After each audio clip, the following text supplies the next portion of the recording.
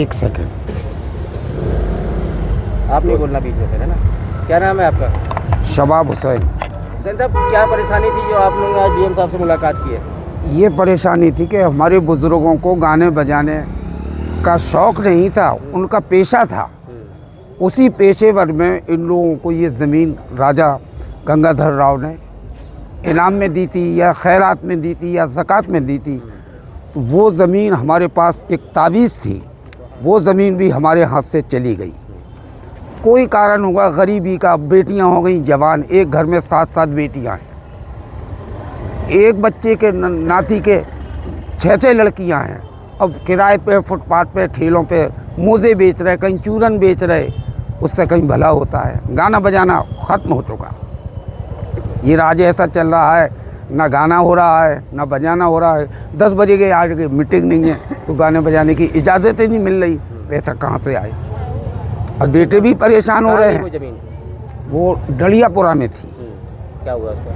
वो कुछ लोग झांसी के ही ऐसे लोग हैं, दमंग लोग, जिनके नाम तो दस्तावेज में हैं, मगर मुझे याद नहीं है। मेरी भी उम्र 70-72 की है, कम नहीं है। मेरे खुद 7 बेटियां हैं और मेरे बेटों के बेटियां हैं। अब वो बेटियों का क्या करें, ज़माना ख़राब है। तो सोचा कि अपने ज़मीन में जाके रहें। तो झाड़ी वगैरह साफ़ करने गए बच्चे, उनको धमकाया। हम भी साथ में थे।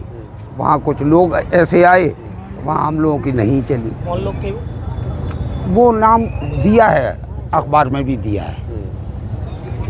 जमीन के कागज़ है आपके नाम? सब हैं, दस्तावेज खतरा है, खतौनियाँ हैं, जब तो हम सरकार के पास पहुँचे। आज आप डीएम साहब से मिले, क्या कहा डीएम साहब ने? डीएम साहब ने ये कहा कि अभी तक आप लोग क्या करते थे? तो सब गाना बजाना करते थे, वो गाना बजाना भी ख़त्म हो गया। तो उन्होंने उस पर सिग्नेचर करे कि ले देखेंगे समझेंगे। उन्होंने आश्वासन दिया। बहुत भले आदमी हैं और शरीफ आदमी हैं, भगवान उनके बेटे खुश रहे। उन्होंने हमको आश्वासन दिया है और उनकी बातों से जाहिर हुआ कि वो हमारे साथ क्या है, वो भगवान है, हमारी मदद करेंगे। हो सकता है कि शायद भगवान सुन ले। अब तो ऊपर वाला है या साहब है। ठीक।